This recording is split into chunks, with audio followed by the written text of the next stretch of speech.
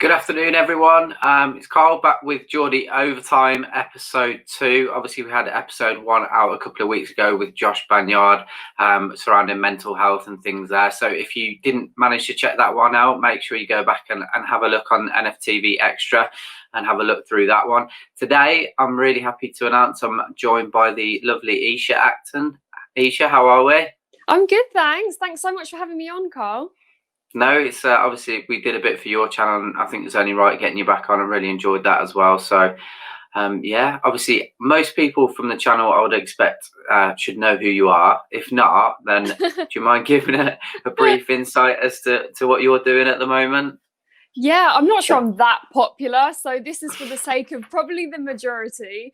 I am a Newcastle fan, first and foremost. I guess that's the first thing to say about me because my work is sort of based around that, I guess. I love football. I love Newcastle United. I love talking about both those things. And that's pretty much what I do for a living. So I am also a football coach. So I enjoy that. But most of the time, yeah, I'm in front of a microphone or a camera talking about Newcastle or talking about football or cricket occasionally as well, because there's a lot of fun cricket going on at the moment. That's true. Yeah. I didn't realise you were a football coach. Actually, I'm sorry about that. No, I didn't. What age group do you teach? Young kids. So I was with the club, and we did just girls, like under sevens, and there was also a special needs division. But now I've moved on to a mixed group, and I have my own team in there, under sevens boys and girls. And yeah, grassroots level. It's really, really fun. And I'll be starting this week for Watford as well, because they have this program called the Premier League Kicks program. And yeah, they go out into the community and run sessions for children from, underprivileged backgrounds. So I'll be starting there as well. And I'll be doing that all around my presenting work as well, I guess. So busy. How are you finding it with obviously like the restrictions that are in place with regards to grassroots football and things at the moment?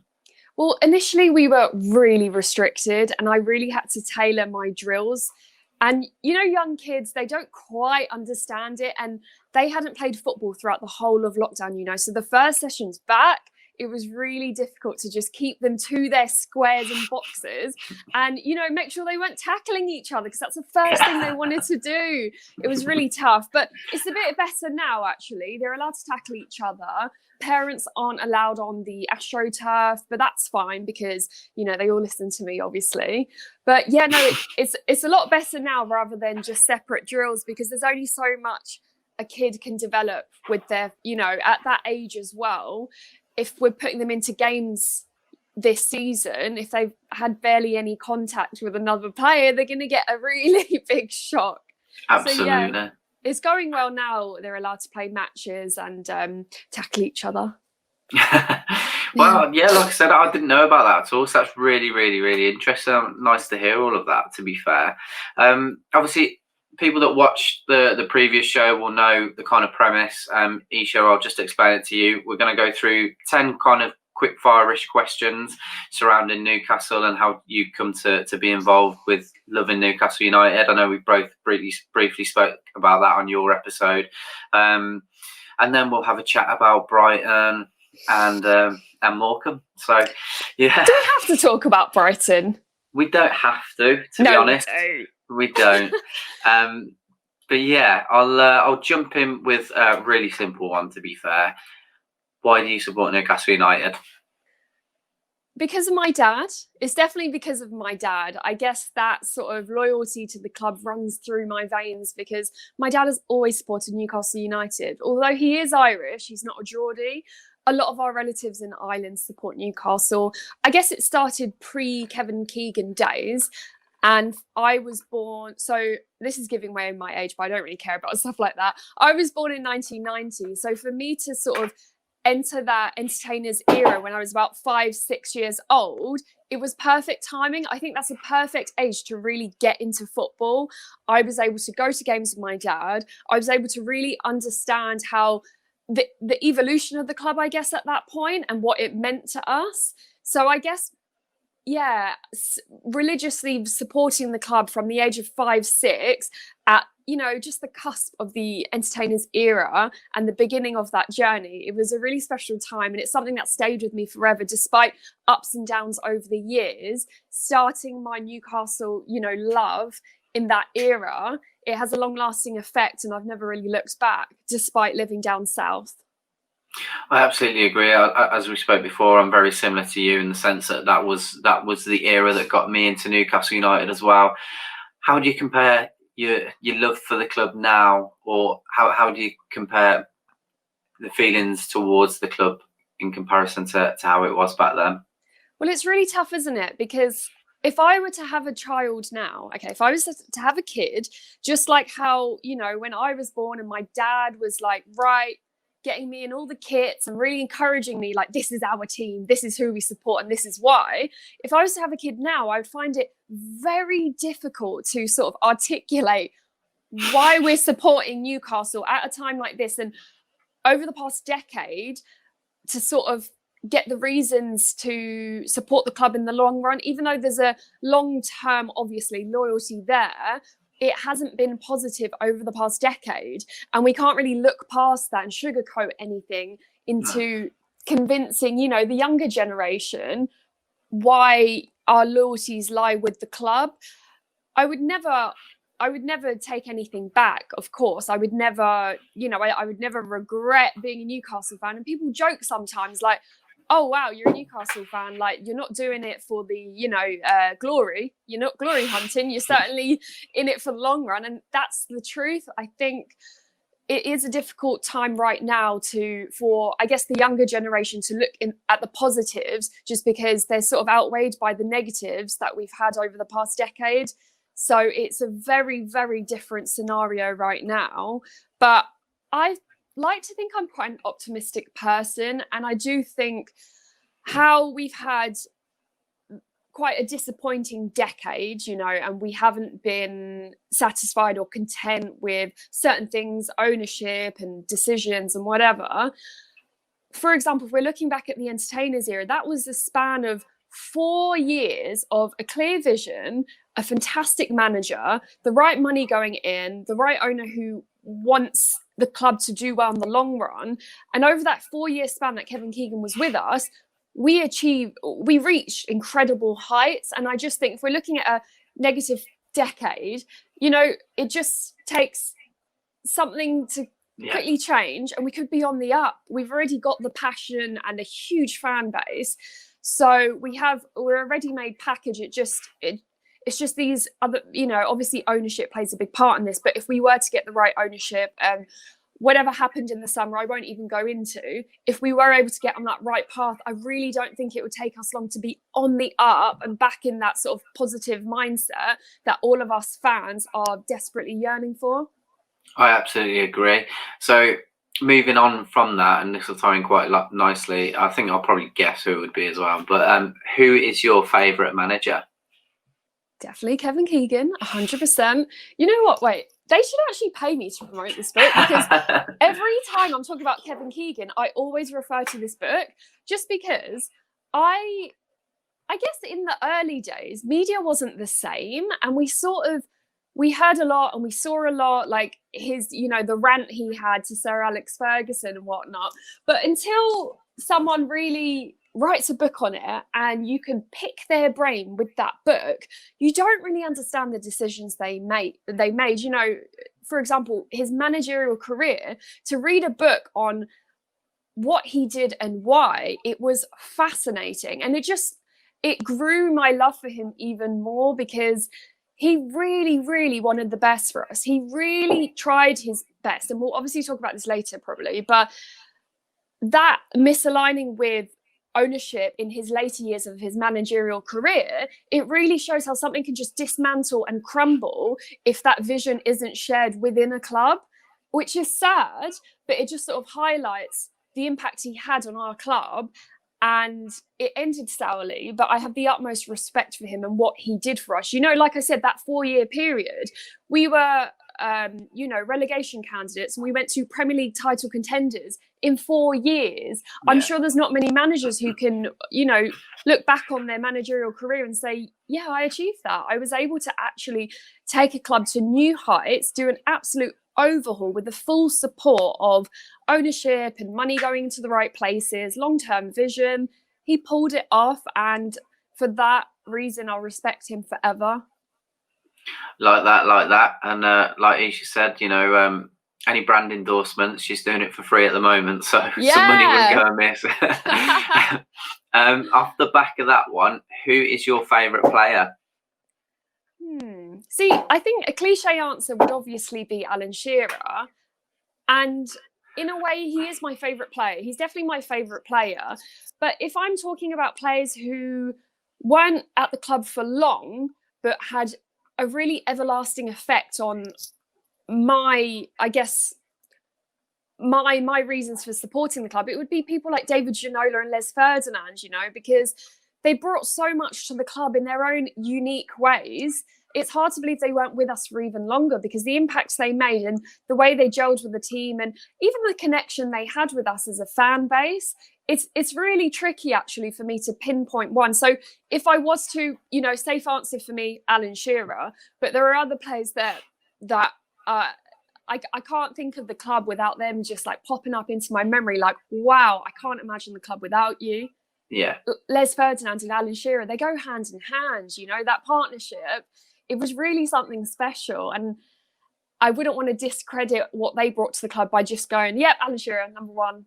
Because although he is fantastic and he contributed so much to the club and to English football in the process of, really evolving our club. But yeah, Les Ferdinand and David Ginola, and even that whole era it's a really inspiring era that I would hate to ignore by answering this question. That's fair enough. That's absolutely fine. I understand that. Complete polar opposite to that one then. Who are you glad is no longer with the club? The thing is, the player I'm going to say, I don't have anything against the player at all. It's just, I think, unfortunately, some players get caught up in the drama and the politics of a club, and it's not their fault, okay? But in terms of the timing, the financial aspect to it, and the implications of this signing, the player I'm going to say is Cisco. And the reason I'm going to say that is because him and Gonzalez, they came at the club at the same time. So it was 2008. And that was sort of is it the straw that broke the camel's back? That's the saying, right? Yeah. Because the manner in which they came to the club, it was the last straw for Kevin Keegan. They were here on a favour to an agent or something. The fee that was paid for him, I think it was 5.6 million. He could not deliver. He did not perform. I think he got one goal. And it's just a shame that happened. We saw Kevin Keegan on his way out, and then we weren't able to recoup the money, and he signed a 5-year deal with us. It was just a terrible, terrible signing, a terrible scenario. And we weren't able to get our money back. He was earning £50,000 a week. It was just a bad move. And yeah, for that reason, I would say I'm glad we're rid of him all those years ago. And it's a shame Kevin Keegan had to go, was out the door because of that kind of transaction. No, I agree. I think most people would agree with that, especially like you've said, it was straw that broke the camel's back, and the fact that he was still getting paid 50 grand a week was just absolutely scandalous. So positive one. Yeah. If you had £150 million to spend this season on 3 players, where would you spend it? Well, definitely our front line. I understand, I'm happy Callum Wilson is obviously an addition this year. It's hard for me to think about spending money when honestly I want to free up so much cash in the club. But okay, fine. If we had that surplus, I think it's funny that Gareth Bale has come to Spurs. Honestly, I didn't expect that at all. And it would be so funny if we were able to get a play like that, even though I'm sure he wouldn't come. But yeah, that sort of player. So are you asking me to spend on players that are available, or is this just if they were available, get them in type thing? Available. Yeah, we'll go available. Available. Okay, so who's available right now? Because there's transactions happening every single day in the transfer window. I mean, we were linked with, I don't know, it's a tough question. I mean, so Callum Wilson is there. Who exactly is available right now on the market then? We're still getting rumours about Origi, aren't we? Yes, we are. Who else is available? I mean, if he was available, I would love Danny Ings. I know he's not available, but he is such a good player. Last season, he was a permanent fixture in my fantasy Premier League team, and I was just like, wow, he's such good value, and he's a guaranteed goal scorer. That kind of dynamic, exciting, powerful player, I would love to have someone like him. I don't know who in the market is available like him, but if he were available, that's the kind of player that would come to us. Okay. What about, would you spend any money on centre half? Obviously, we had a chat about Rob Holding when that rumour was flying around. Is that, having that rumour flying around, is that drawing your attention to the centre half position a bit more? Have you scrutinised it any more over the last few games? Yeah, no, and I guess Lejeune moving on does play a huge factor. The thing is, even after the Brighton game, yes, it was an overall underwhelming performance by the team, but I did think, you know what, the sooner we sort out an additional attacking option, the better. So if any money is being spent, you know, the priority would have to be there, because Callum Wilson, great, fine. Alan Saint-Maximin, I hate to say it, although he offers us the most creativity, does he make it on the score sheet every match? No. Adding creativity doesn't necessarily result in goals with him. Therefore, to bring in reinforcements in that area is so important, I think. It's so important. And I'm actually kind of freaking out that now, what are we, 2.5 weeks away from the transfer window shutting, and we still haven't secured any more attacking options. So, yeah, before centre half, I would say, that front line is an area for concern. Definitely. Fair enough. What is your favourite piece of memorabilia? I guess it would be any of my shirts. The thing is, I had loads of jerseys growing up. I used to wear them when I went to football training. I wasn't very good at football, by the way, but I would wear them very proudly. And I guess it would be all of them. There are a few that I lost on the way, unfortunately. Like I had that Shaka Hislop jersey. That was my favourite. Absolute favorite. Retro design, long sleeves. I loved it. I don't know where it is. I'm not sure what my dad did with it. Not like it would fit me now, but it's still quite cool. And I have some of the shirts. Do you want to see them? Yeah, please, definitely. So I have a couple of new ones which I wear when I'm doing football training now for the kids.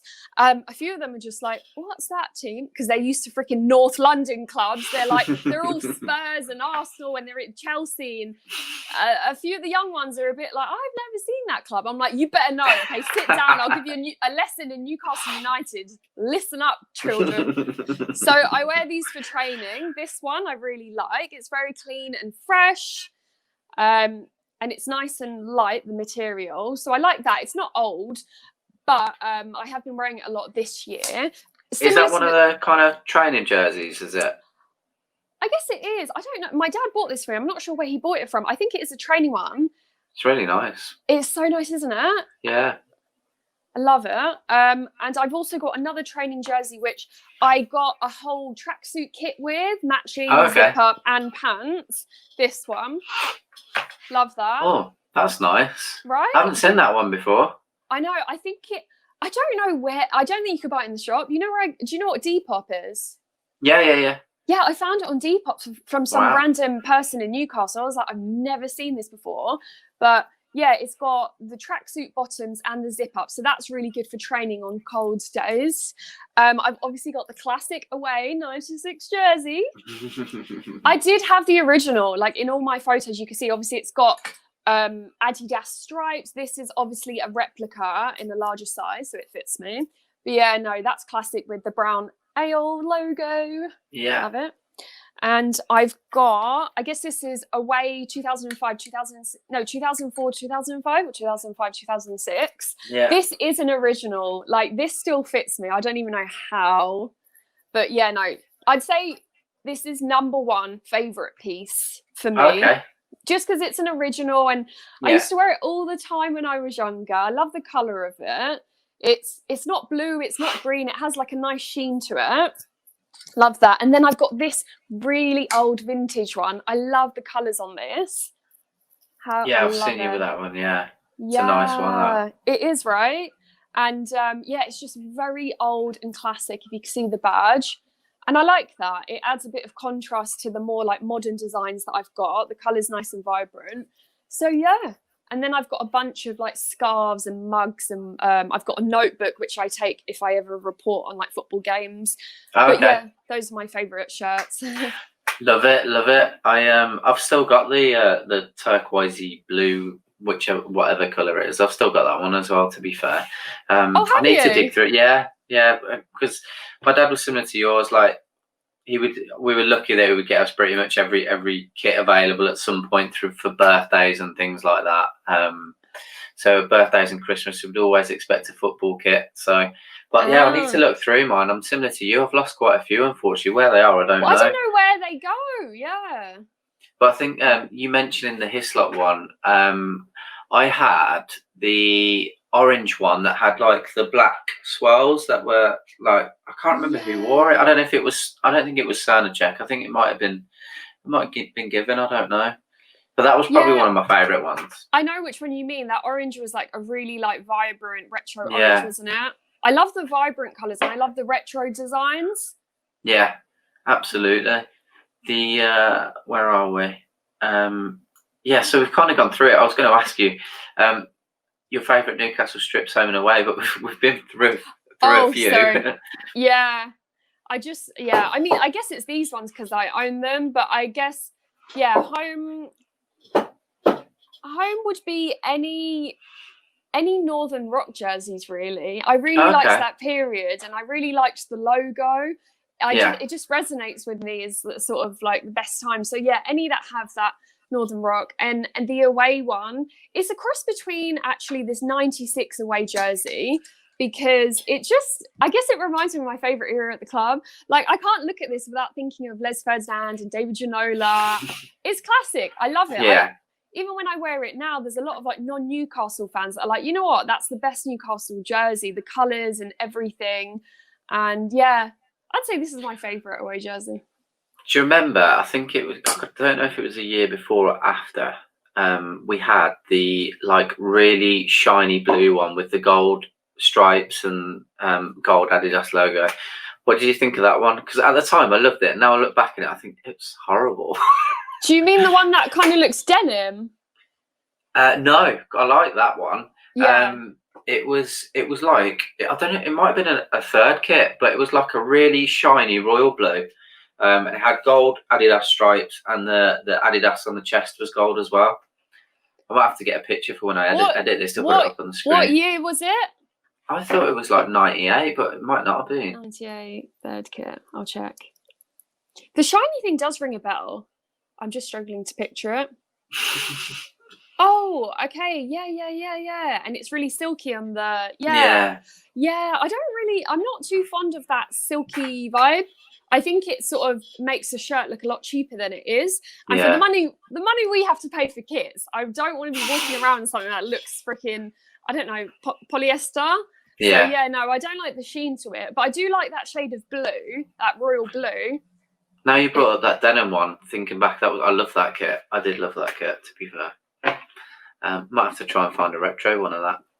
Yeah, I'm sure you can. Just like this, yeah. I got this yellow one, proper retro.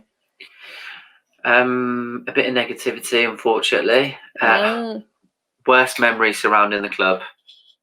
I mean, it's tough because for me, like, two defining moments as a fan was 97, the first time Kevin Keegan resigned, and then last summer, Rafa Benitez moving on. So it's hard for me to pinpoint because they're both, like I said, really pivotal times at the club. In the sentimental aspect, I guess Kevin Keegan, that the end of that era and him moving on was pretty detrimental in a sense, not to be too dramatic, because I mean, the entertainers were dismantled.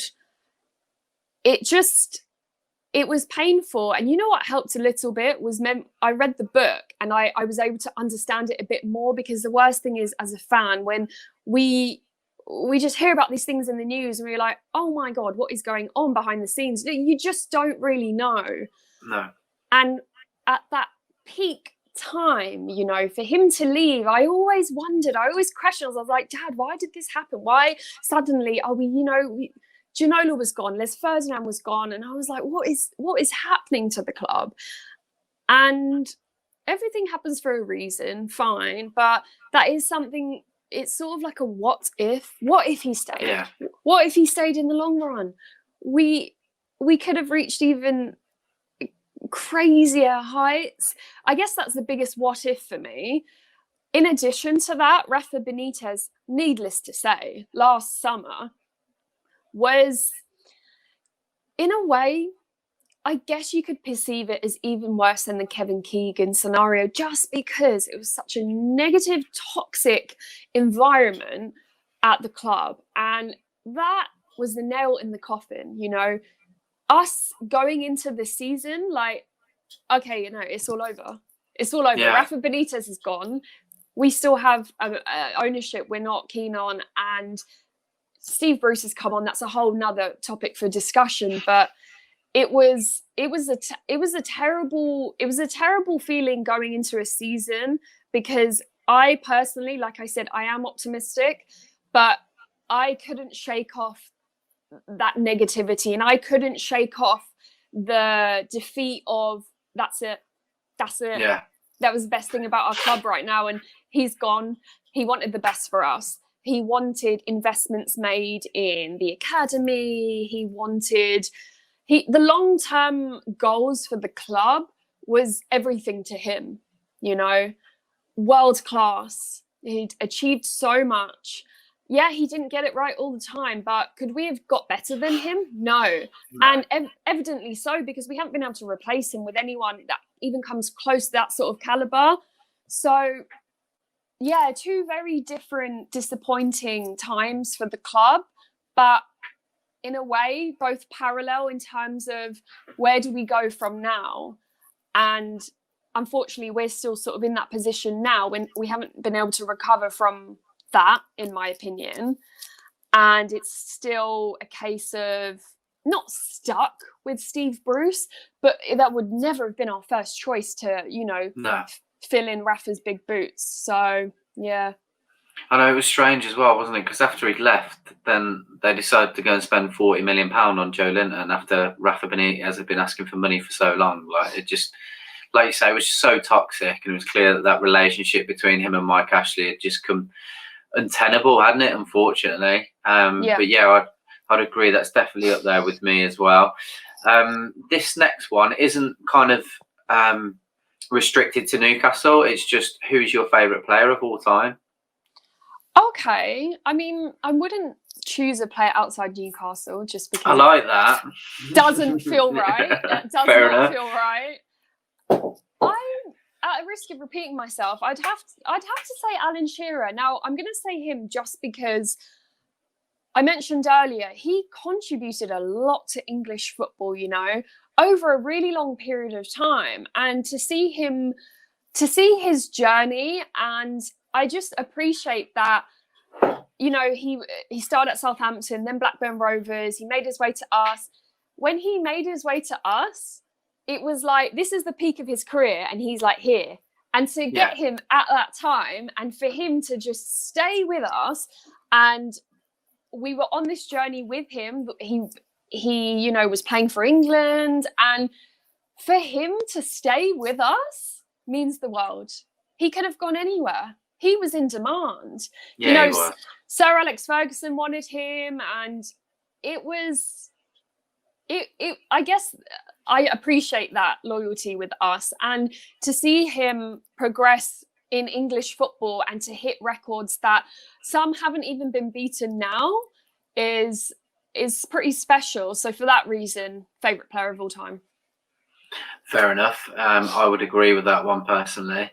And my final question of this kind of bit is, if you're stuck on a desert island with 3 players or managers, who would they be and why? This is quite funny. So this is like over any period, right? Yeah. Okay, so definitely Kevin Keegan.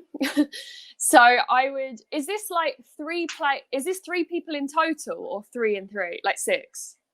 3 in total. 3 in total. Okay, so definitely Kevin Keegan. I'd have loads of questions for him. He's so humorous. He's so funny and likable. And also because I guess I'm coaching football too, I would just have a lot of questions for him about man management, because in my opinion, his man management skills are outstanding. You know, he really brought out the best in some players, and that's a great quality to, you know, learn about. Anyway, so Kevin Keegan, 2 players. I mean, I feel like I want to choose one from back in the day and then one present day one. I'd probably say Les Ferdinand. Okay. Because there's a lot more to him, and there was a lot more I think he could have brought to the club. And even the way he speaks, how passionate he is for Newcastle, and he still has a special place in his heart for us. I just think he'd have a lot to say. I'd have a lot of questions for him, and he still went on, you know, to play for the rest of his career at other clubs. So it'd be interesting to get that insight. He was at Spurs and whatnot. So I think, Les Ferdinand. And number 3, you know what? I'm going to say Alan Saint-Maximin. Okay.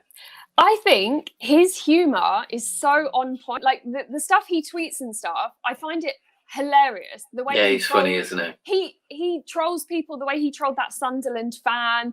I just think he is just so funny, and he would, if I was on a desert island, right? I just think, he would just be full of like constant jokes, and he might teach me a few tricks. Like I said, I'm terrible at football, but someone like him, I think he might be able to teach me a few kick-ups or something like that. If not, he could teach me how to rock like a Gucci headband without looking like an idiot. Like, I don't know. I think it'd be interesting.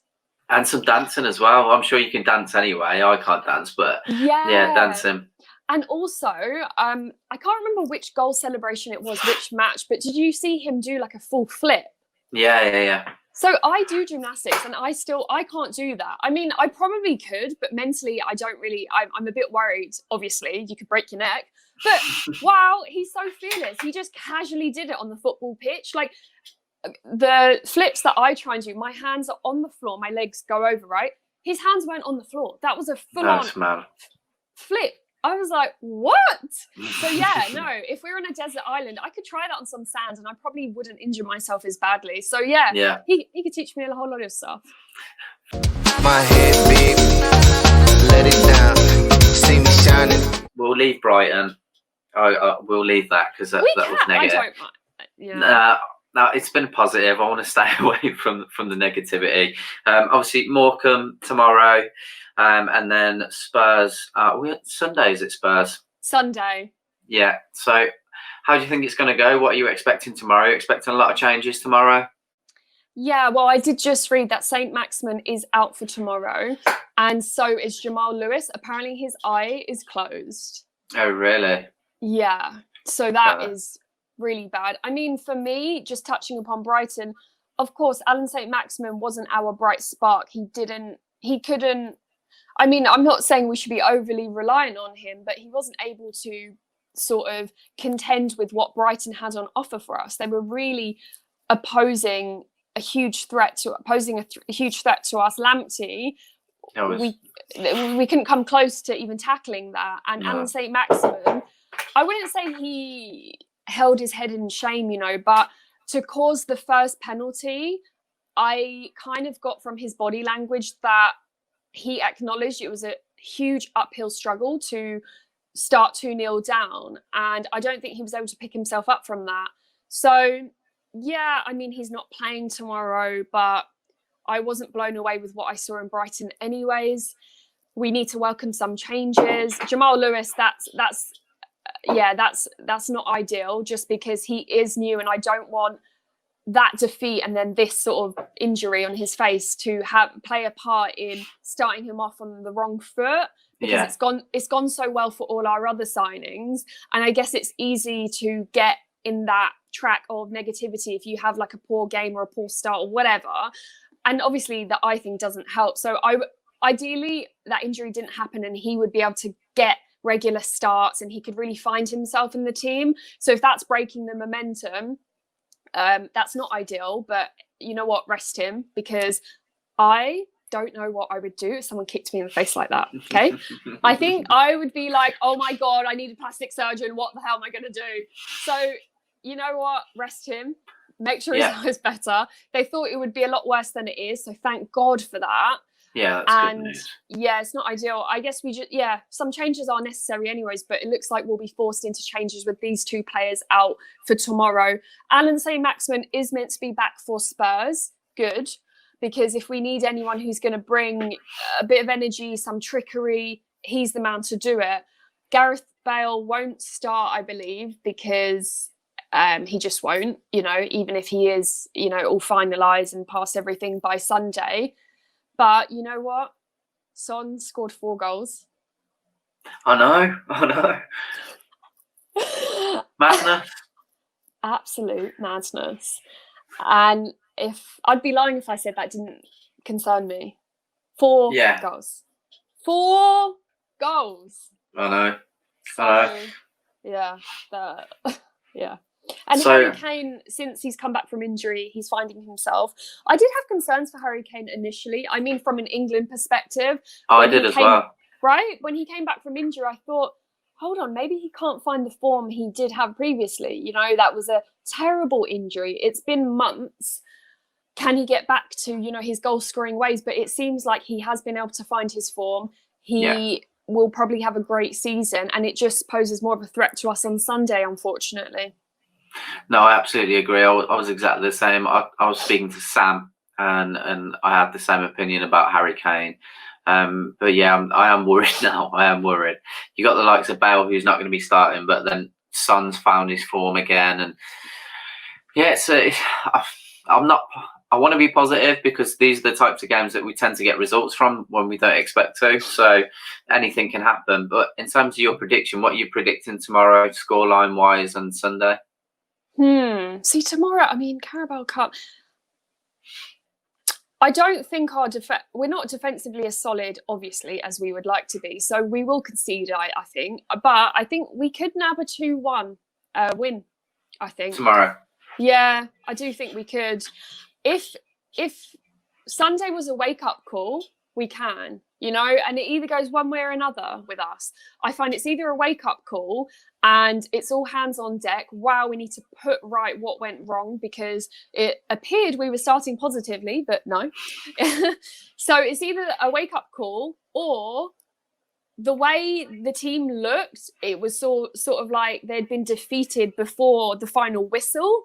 If we carry that through, no chance. Then we'll lose. No. I think it'll be a wake-up call, and especially with a couple of guys out, like I said, Jamal Lewis and Saint-Maximin, it'll be a case of everyone else thinking we need to step up, and it's a great opportunity. Midweek game doesn't mean too much in the grand scheme of things, Mm-hmm.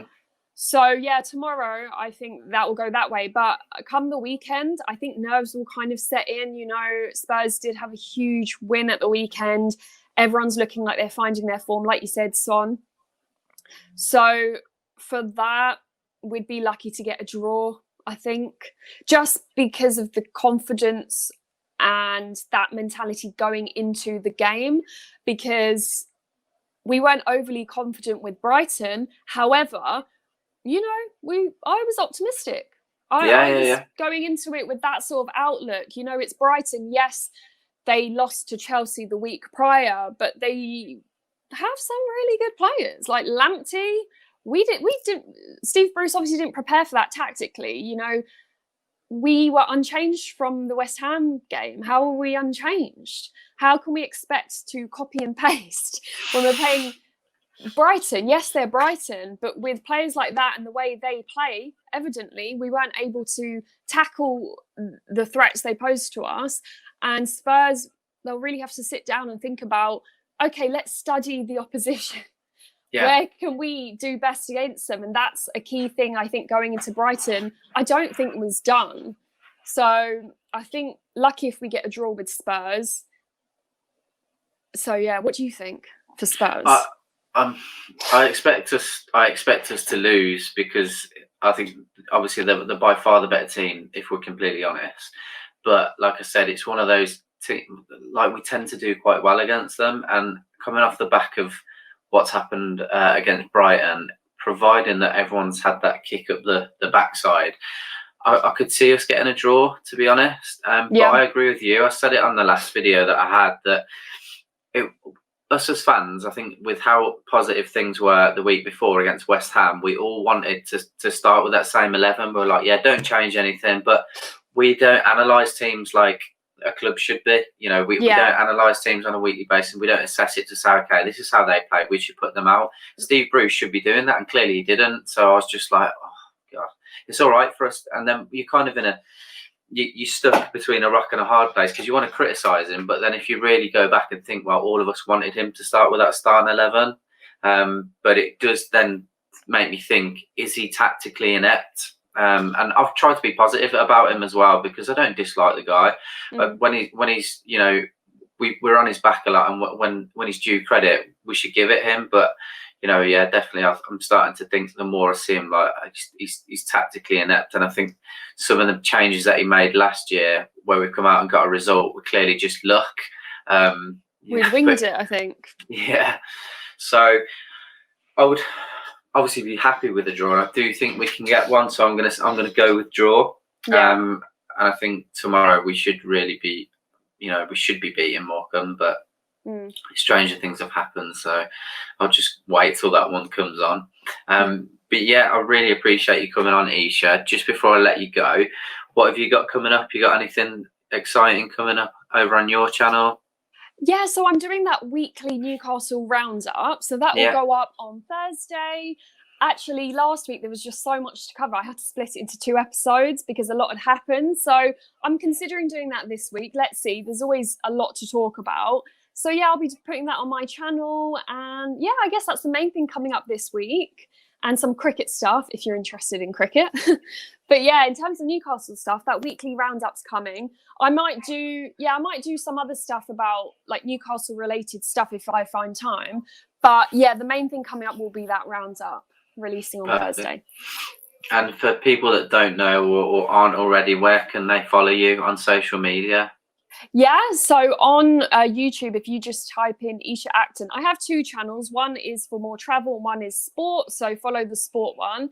On Twitter, yeah, just Eisha_Acton_. And then you can find my link to Instagram in my Twitter bio as well. Perfect. Like I said, thank you very much for coming on, Eisha. It's been really enjoyed it. Hopefully we get some positive results over the next couple of days, and I will speak to you soon, hopefully. Yeah, thanks so much, Karl. I'll see you soon. Brilliant. Thanks for dropping by, guys. It's been Karl from Newcastle Fans TV with Eisha Acton, and episode 2. Episode 3, I don't know when it's coming out yet. I'll let you know shortly, but take care. Bye-bye.